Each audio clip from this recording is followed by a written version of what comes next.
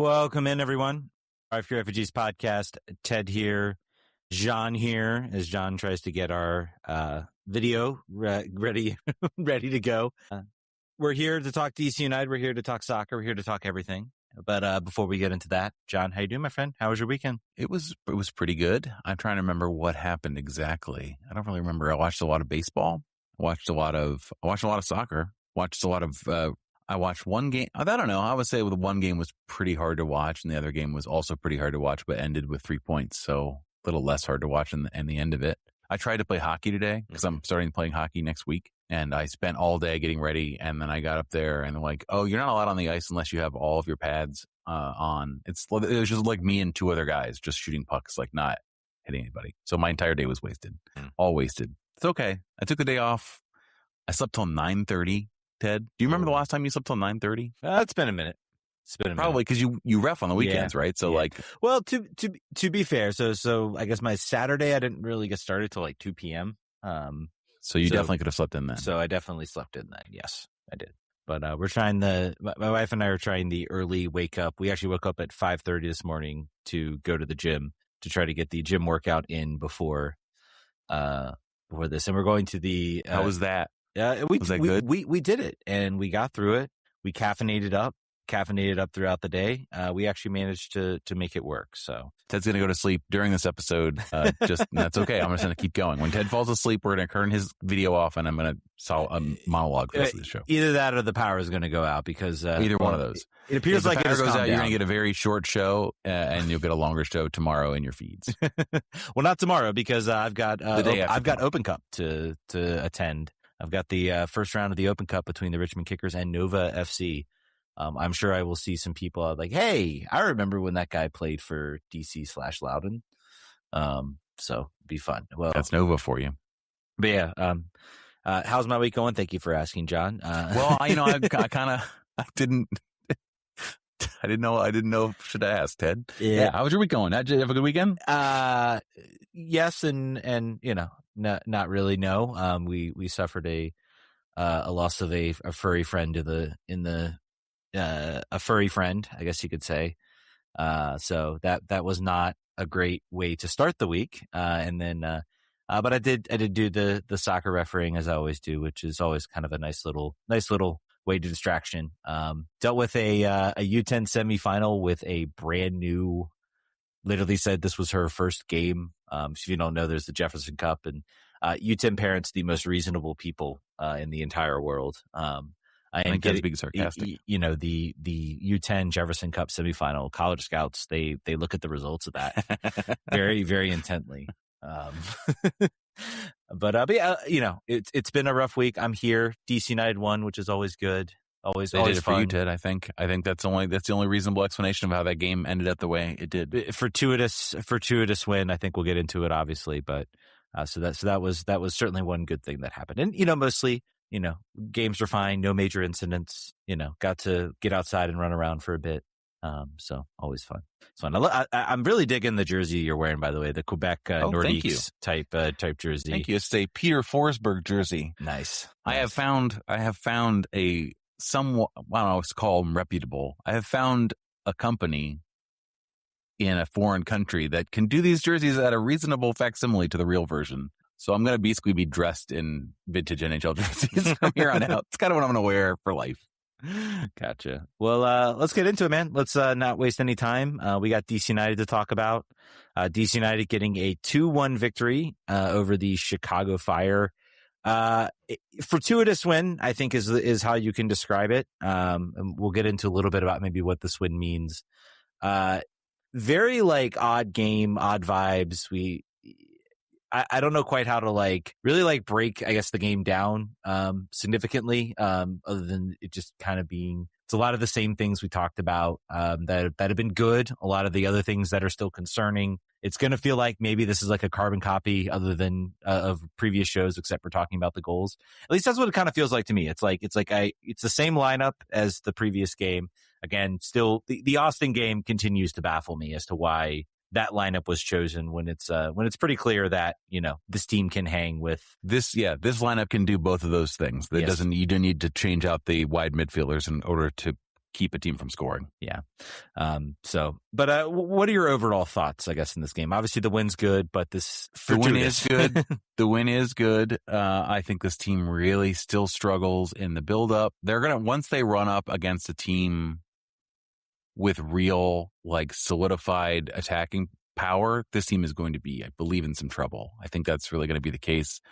They haven't really yet. Well, Inter Miami, not elite attacking talent. We don't really count. I mean, listen, that was an aberration, as we said in the last show. That was a weird event in Baltimore. That is the case. But also true, Miami also was before their game before that one. They're not off to the races yet. They've had one game in which they turned around halfway through the game where they were not able to connect, and then they started to. So Inter Miami is maybe the one outlier. But I would say that this team still needs some creativity. It still need options and other avenues other than give it to Ty in the box. I thought I saw some good action from our wingbacks, both of them. Hefti, I think, is the player. It's between Peltola and Hefti for sort of early season most valuable player for DC United, in my opinion. Hefti was all over the place. I think he saved one goal off the line. He was, I would say, really not as involved in the attack maybe as Kurokawa might have been, or Herrera when he comes back. Well, we can talk about that. I'm sure that's one of the questions. But I think there's some struggles here. They are not as quick in transition as I'd like. I think Pirani still, oh my gosh, is a big problem. There are like 9 to 12 questions about Pirani coming in from listeners about how horrible he's doing this season. Which, as the OG Pirani hater, I feel like this is good. I feel like we've returned to normalcy. There was a weird period where he was good for like 4 weeks, and everyone's like, "Can we give him a 5-year contract? Can he be a DP yet?" So he continues to be the place where really 1.0 XG opportunities go to die. Yeah. You talk about it. It's just like, it's really what's interesting is that he's really he's just such a non-factor in any play, any attacking buildup. He gets the ball. I think there was one moment where I thought, okay, well, maybe he found an opportunity. But there's literally this massive black hole when it comes to like creativity. Hopkins is able to do a little bit kind of from his right back position. He's able to connect. Try to Hopkins' worst game as a professional with a big old exclamation mark next to it, unfortunately. Yeah, with the handling call, which is unfortunate. I thought Peglo was pretty good in this game. I think he was lively as far as like creating chances. Again, nothing super fantastic, nope. But Pirani, again, just like there's not anything you can point to as far as him being a creative force. He's not able to get in the offensive third. Luis is injured. Apparently picked up an injury. I think Romanian media is reporting he might be out for the international break. It seems like it's some sort of muscle type injury. It's great when the Romanian media is pipping because there's very few people traveling with the team to get the scoop on the injuries. But that's what we're at right now, at least that player. Yeah. But, so like overall, like defensively, like this team is like showing to be pretty solid. I do think Chicago maybe left DC a little bit on the hook on a lot of things. Kai Rawls, especially, I think had a Bartlett type performance where he wasn't punished, unfortunately, or fortunately for him, I guess. Bartlett had 2 really bad moments and got punished by Inter Miami. Rawls especially got turned twice on basically the same exact play.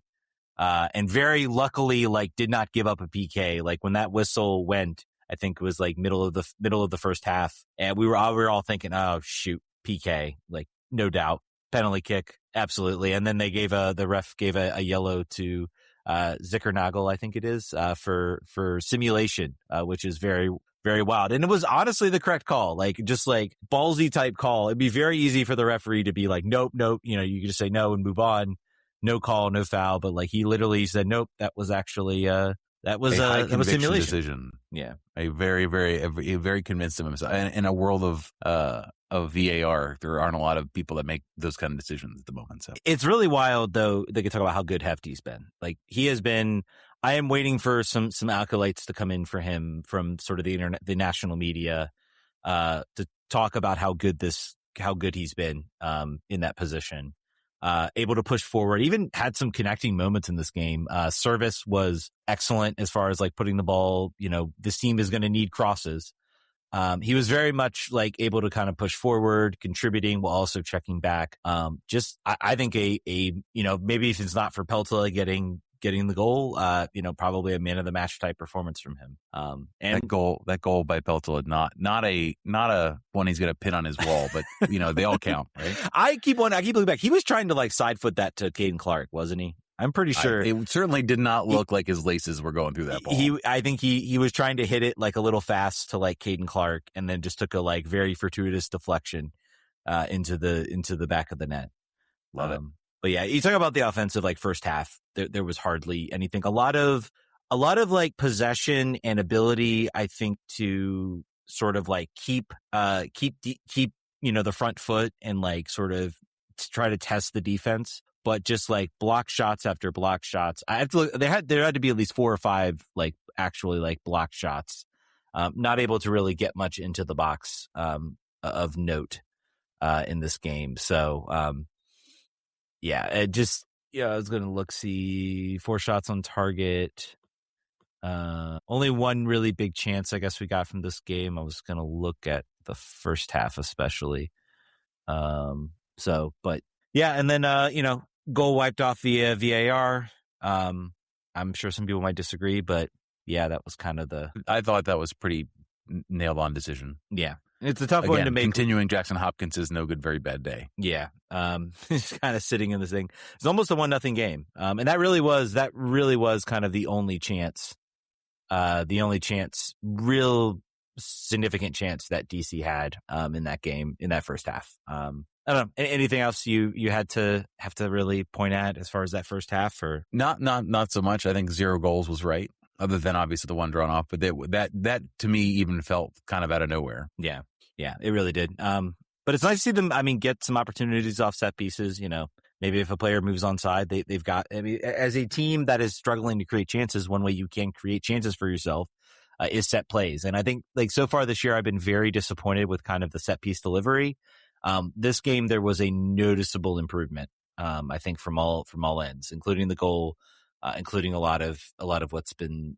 Who was taking the corners? Did you remember that? I thought it was Kurokawa, I want to say, at least on the left side. On the left side, and then I think it was Hopkins. Still Hopkins on the right? I was wondering because I didn't notice, and he started the season as getting that duty, and I didn't see if he kept it. Yeah, I'd just go back and watch, but I know Kurokawa was up there taking some of the free kicks, but yeah, the service seemed a lot better in this game. Second half, again, comparing the second half to the first half, I thought DC were like, honestly, like the first half, I would say you could point and say Chicago were probably the better side. Tilt not significantly into their favor, but certainly more towards their favor. The second half, I thought they looked a lot better. And one thing I think they were talking about on the broadcast is the first half, there were a lot of attacks where it just kind of like you would expect them to get on the break and to go forward and to try to rush and try to get, and then they would kind of slow up the ball, slow up play. Kurokawa in particular, I felt had kind of a frustrating moment where I thought the break was on and he kind of like slowed up the play and kind of stopped, and they kind of tried to pass it around, move it around, and then never really developed much from that. So, any thoughts second half versus first half? And I think the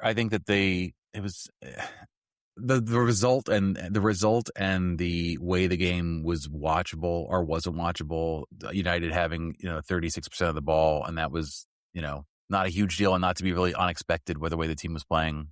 I think that this, like, similar to, I think you bring up the Austin game, and that's really an interesting sort of comparison. Like that, this is the way they're going to set up on the road. They're not going to necessarily try. I mean, not that their home form has been like swashbuckling or anything. But I think they're much more comfortable either in a lower block or just saying like we're going to try to take our chances on the counterattack or set pieces, which was the plan in Austin. It didn't go their way. It went against them exactly in that formation. I'll be really curious to see what the setup is this weekend on the road again to Atlanta, to a team who just won and finally figured out how to score again. I assume the same. I assume we're going to see the hope is we'll see a very similar game to this one, but in Atlanta. Yeah. Yeah, you talk. I just heard the storm come in. So if all of a sudden lights start flickering, yeah, I heard your rain finally get to Fredericksburg. Yeah, it's very much stormy weather here. I hope everybody's enjoyed the time off with their kids. Right, that's what everybody wants. But yeah, you talk about I completely lost my train of thought. It's like a thunder's rolling through. I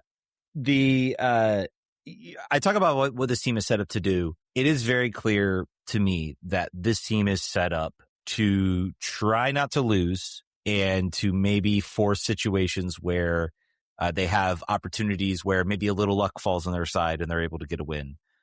Maybe they get that sort of one opportunity. I think this is a team now that is not going to get.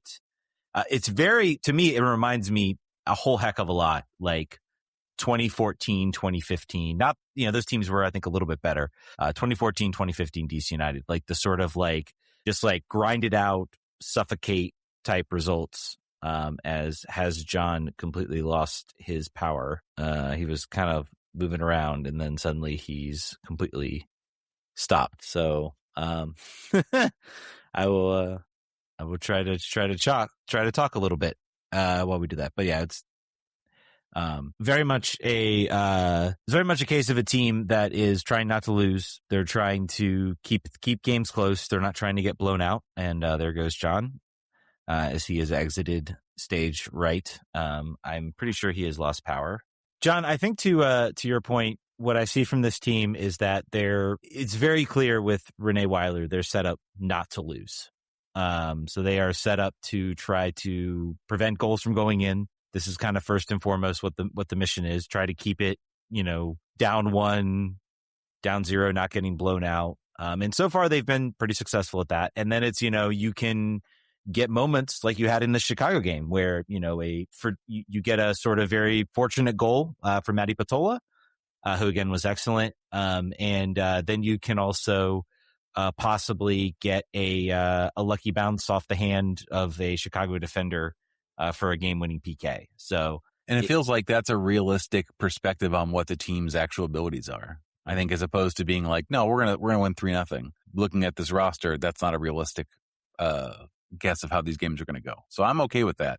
I would like to see this team change course at some point. Potentially, maybe if it's just one player, if it's just the DP number 10 that's holding this team back from winning games 3-0. Okay, great. Seems unlikely, but I would say 6 points from 12 is pretty good. Yeah, especially considering where this team was. Just a few minutes. We're above a point. Point per game. I think you're seeing. I think on the stage, like, this is going to be a team that's going to grind it out. Again, it reminds me. I think those teams are better. It reminds me a lot of 2014, 2015, like DC United. Like, it's like we know we don't have the talent. We've got the one star, in this case, Eddie Johnson, in that year. And we've got, this case, Ty Baribo. I think Eddie Johnson was a little more productive, or Ty Baribo has been a little more productive so far than Eddie Johnson was, I think. And I think he'll be more productive. A whole other health situation going on there for him. But kind of like, this is not pretty soccer. They're suffocating the game out.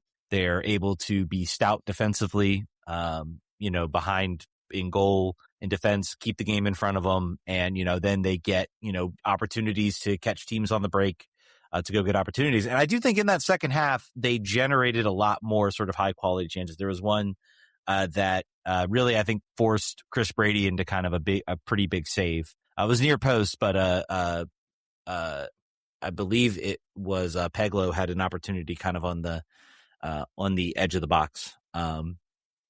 That was kind of important. So before this game started, Ty Baribo had 2 goals on 2 shots on goal for the entire season.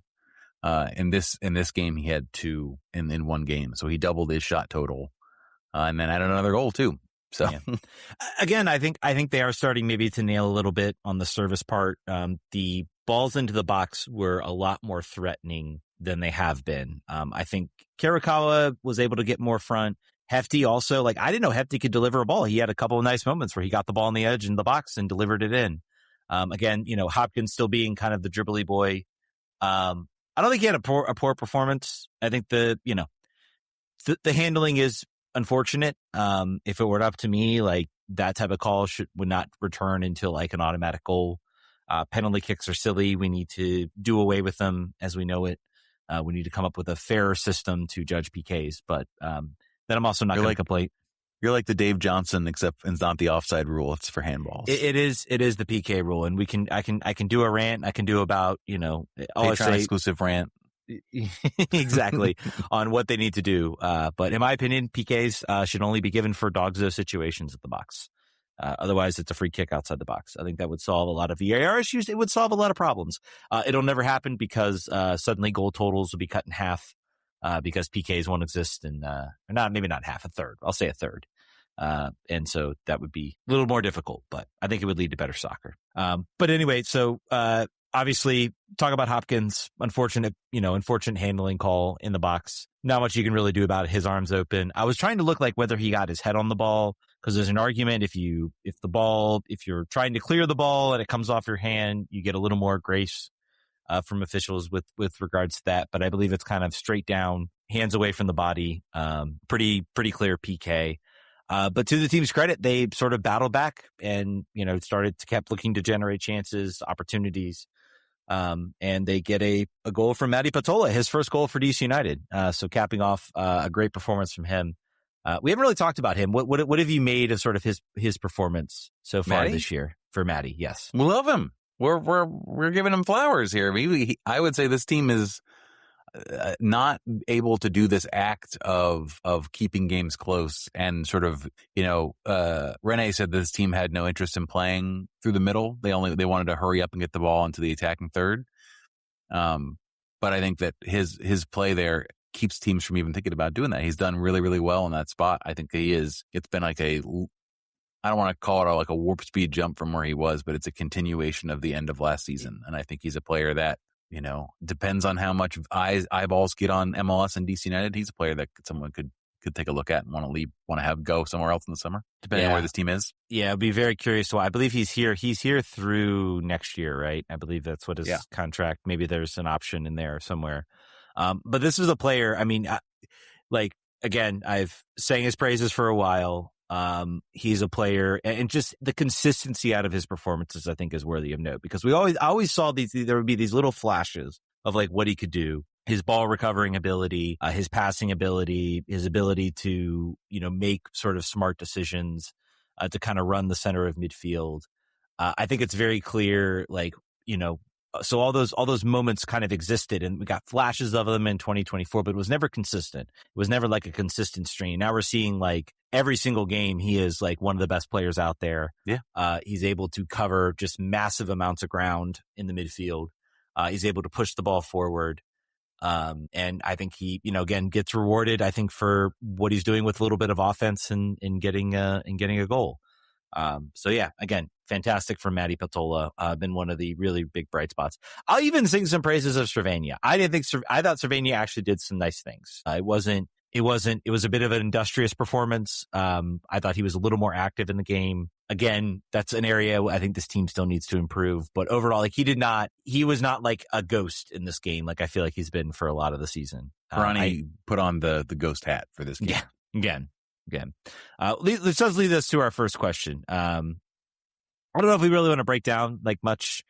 The goal was weird. Handling call, kind of weird. Obviously, we have the situation where apparently something was said to Ty Baribo that was on the naughty side. I don't know I think, and I thought that Jason Anderson on Greenland Soccer made a really good point there, that Rene Weiler was basically like, I don't want to talk about it. I don't want to give it the spotlight. We should just move on and play. And then Jason was like, well, we tried that with like racial abuse, and that didn't work very well, and it didn't stop it really much. So maybe that's not necessarily the way to go about things. I think that it's good that eventually, after Ty continuing to freak out, the referee finally took it seriously. All right, well, let me at least find out what happened, and let people know, and put it on record, whatever the protocol is that we have to do. So it was weird. It was very strange to watch. I think now there's reporting from Jose Umania that it was potentially a homophobic chant that was heard behind. I don't know. I had heard that we have a listener who was there at the game and had said early in the first half, like that was going on the entire game.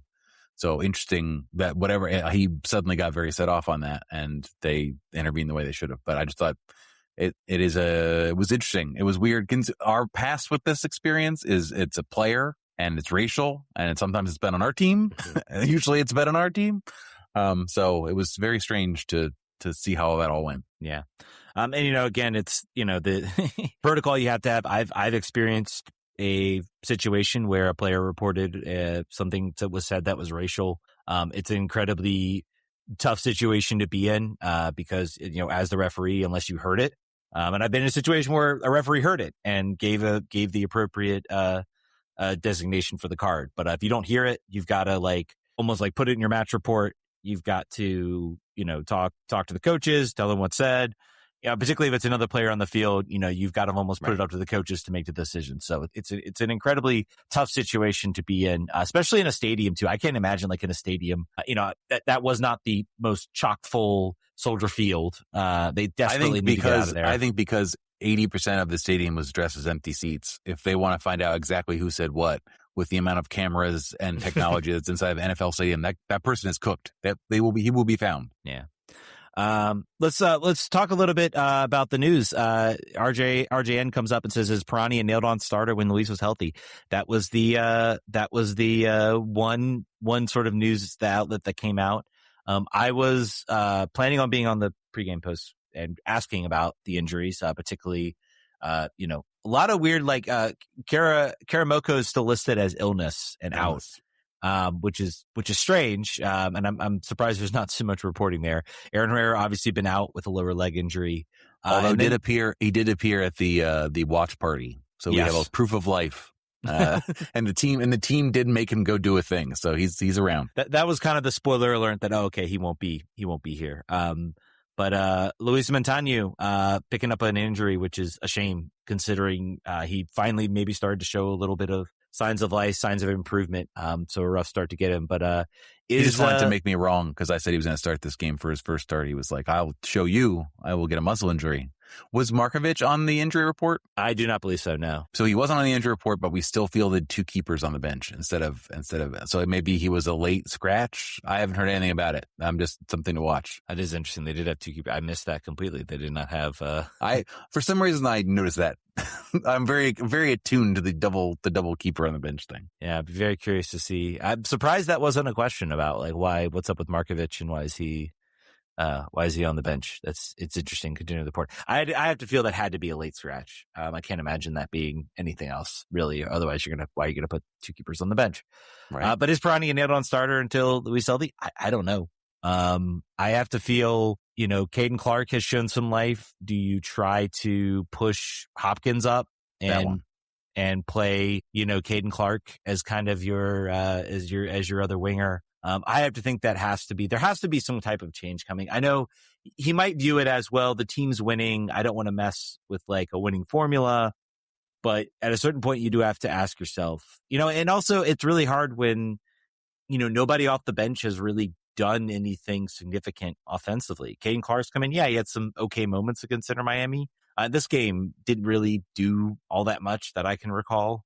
Anything sort of significant or generating sort of significant opportunities. I was curious, what his numbers were. Caden Clark? Yeah, Caden Clark. 5 of 7 to passing, 2 or 3 not very involved. passes. Yeah, not really involved at all as far as the game goes. But we'll see. That's certainly something to watch. Pirani was subbed off for Caden Clark. So I think that's certainly something to watch. Fingers crossed. Yeah. This team desperately needs to Plus, they have to listen to us. Pirani has only been consistently good as a late game substitute. This is where he shines. I don't get it. RJN says, "Are you surprised Sean Nealis isn't getting more playing time yet?" I don't know. I think it's hard when, I'm not sure, looking at the situation, Sean Nealis is not a fast player either. This guy is not a guy with lightning quick speeds. He's a guy to bring you. I'm not sure the improvement you get out of Sean Nealis. It's like for like, if it's anything. Yeah, it's more of a like for like substitution. And, so far, yes, Bartlett had a rough game. I thought Bartlett recovered. He's another player I think that deserves a shout out. He had an excellent game, sort of a bounce back type game. all of the types of things that you want to see out of him, the tackling, the physicality, all of the things he sort of brought. It was certainly a bounce back game for him over the Inter Miami performance. Yeah. So Aaron Herrera returns to play regularly. What role do you see for him? That's a good question. I still think, I think he still starts over Hefti. I think at his best, he's still he gives you more both ways. I think so. I don't think you put him in the right midfield position necessarily, but he has the versatility, I think, to go either way. I don't know. He's also coming back from an injury, a long one at this point. I'll be curious. You can't put him on the bench. He's got to play. Can't not start. I mean, he's benched his star DP to start the season, so he also made big excuses about it, which tells me that there's reasons for it. Wasn't like an attitude bench or whatever. This is when you have a team. Look at the bench and look at the players that come in and the lack of game-changing attacking ability. And he has both. He has that. He's going to create that for Ty. I think you got to find a way to put him on the field. I would say you start him at right back. And move Hefti to the bench for now, but you do not think that. You think maybe he doesn't necessarily. He has to earn his way back, or Hefti has to play his way out. Hefti has been so good. I mean, why he's been excellent. It's been shocking how good he's been. I agree. Excuse me. So I kind of look at it as I think he's on the bench. I mean, he started up hurt. That's what happens. You have to earn your way back.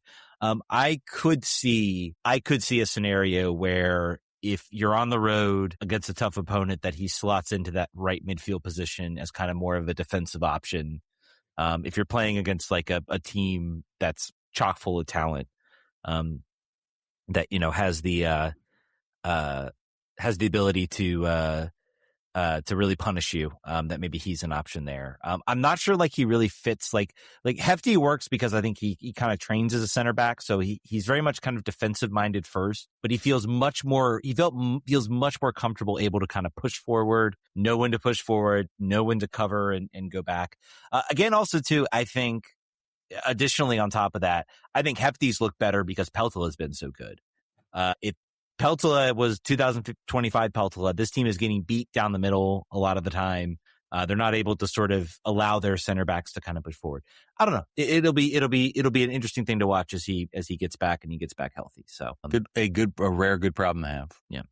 All right. I think we've got a lot of listener questions that came in on our Patreon page, and so I think we're going to cut over to that. I think we want to quickly talk about the Spirit game as well. Yes. I got the opportunity to watch that game in Hull on Friday night, sort of the opening match of the entire season. It was really interesting to watch. It was a sellout crowd. So absolutely popping there from that perspective. You had a lot of newcomers. If you've been following the offseason, you know that Aubrey Kingsbury is having a baby. So she is out for probably the year, I would assume, definitely the year. And Sandy McIver gets her first opportunity to start. I think she was an injury. She's played before. It's not her first time playing, but hasn't been a starter for quite some time since she was at Everton. You had Lucia Di Guglielmo. That's going to take some time to practice. I'm going to get that perfected because she was amazing in this entire game. Just first game running was probably, I don't want to say Casey Kruger's going to have a hard time getting her job back when she comes back. But she might. It's entirely possible. Across the rest of the back line, it's all sort of looking great. This is a really good defense. They've done a great job sort of reloading on that side. Trying to think of other players you had that were notable here. Obviously, Trinity Robbins back healthy. That's something. She played a full 90 after her struggles in the She Believes Cup, getting kicked in the back. And Rebecca Bernal back as a defensive midfielder until Andy Sullivan gets back, when she's very close. So that's from a lineup perspective. I would say this game was, I think Jason obviously also talked about this.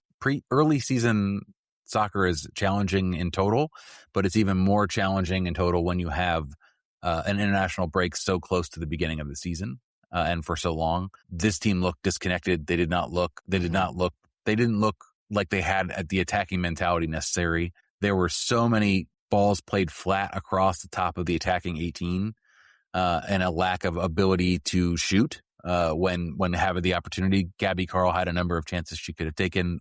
She was pushed very far up. Trinity Rodman was not connecting well with Gift Monday. Gift Monday was probably pretty starved for service in the way that she wanted it. It was just weird. It was like a team that just sort of met each other almost in a lot of ways. And it's strange because, all these players were you talk about some of the changes. There weren't really that many changes from the team last year, obviously in goal, and the new right and the new left back, sort of replacing Casey Kruger. But Kawasi was here last year. Monday was here last year. Rodman was here last year. Santos was here last year. And, was pointed out, I think by some, the obvious, hole in the room is that Corey Bethune is now no longer gone. And I think that these are the types of games where I feel like really her skill set kind of shines, in her ability to kind of, take the game and sort of make something special happen. Not to say none of these players can make, special things happen. But, with Lacey Santos, I don't feel like she's very much the type of sort of provider on the field. She's not going to dribble or sort of make, run at defenders and stuff like that. She very much plays sort of a more traditional type sort of midfield position. It's just a very different type of role from Corey Bethune. So disjointed, I caught like the last 10 minutes. Disjointed is like, it looked very disjointed. I was very surprised, I guess, at just kind of how out of sync everybody looked on the field. They were able to find their passing triangles all the way through the midfield until they got into the 18, and then they just lost their mind. I'm not sure how much of that is Croy as so much as entirely no player wanted to assert themselves in any sort of meaningful way. And that showed itself, obviously, in the end result. The Moultrie goal was a bit of sort of a mess up. I think there was a small mistake by Gabby, and then paid Tara as a step too slow to make a move, and Moultrie slots it away. Other than that, I don't think Portland was really on top of them that much. Washington only had one shot on goal the entire match. Yeah. So and it wasn't for lack of possession. It wasn't for lack of general threatening locations on the field, but they just were not able to do that final thing. They said it in the quotes afterwards. But Lucia is a instant diamond. If you remember how good of a start Hal Hirschfeld had 2 years ago when she came onto the field, that it was that good. I think that this is going to be a really, really great addition for the team. It's not like she came out of nowhere. She's a well-established middle career player, playing for Italy at the highest levels on the international side as well on the club sides. This is a great pickup. I think that there's also two things to notice and call out. Claudia Martinez, the Paraguayan 18-year-old, who I thought, based on Haley Carter's remarks to Jason Anderson, was not going to start. Similar to the Luis sort of hey, give her some time. Just like Claudia just learned Spanish 3 years ago. She was speaking a native dialect that doesn't get spoken out of Paraguay until then. This is a person who's not lived in a big city. It's too soon, to put any expectations on her. And then she plays the first match. She plays 30 minutes of the first match, which I thought was interesting. I think that's also if you look at the rest of the subs who was available, you've got a lot of not having played at all players or injury replacements. Tamara Bolt makes her first appearance since her return from loan from Dallas.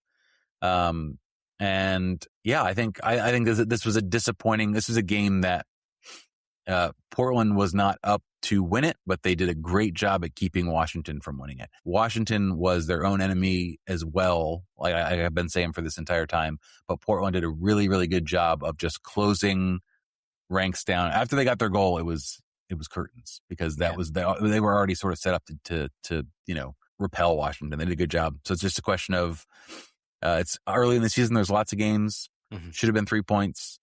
It's not anywhere near a problem yet. I will see how they bounce back next week. But this was a frustrating watch. Yeah. And it's definitely, again, early season soccer. How many week one narratives did we have in MLS that just got blown up, right away?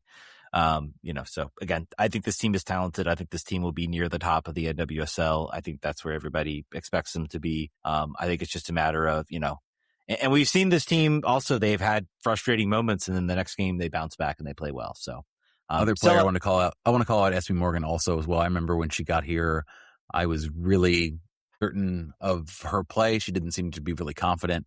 And now watching her a year later, candidly, I was not paying super close attention to the Spirit while I wasn't covering them in person last year. Getting to watch her in this game I've been reintroduced to the player that that she probably was all last year, and the player that I was told that she was when she came in. So really happy to see that. Like I said, this back line is very, very good. I'm excited about that. And obviously the talent is there up front. But Gift Monday just looked so disconnected that it was jarring, I feel like, for me. All right. I think that's going to do it for the free edition of the show. Please go over to our Patreon page, patreon.com/RogueHead4Ds, $5 tier, and you get access to all of the content. Millions of questions we're about to answer. Yeah, all the questions we're about to answer. I mean, I posted that at 5:00, and I was like, man, I might be a short show. We've trained them. They are very ready. They come correct. Yeah. But anyway, guys, we will catch you guys on the Patreon show. Vamos.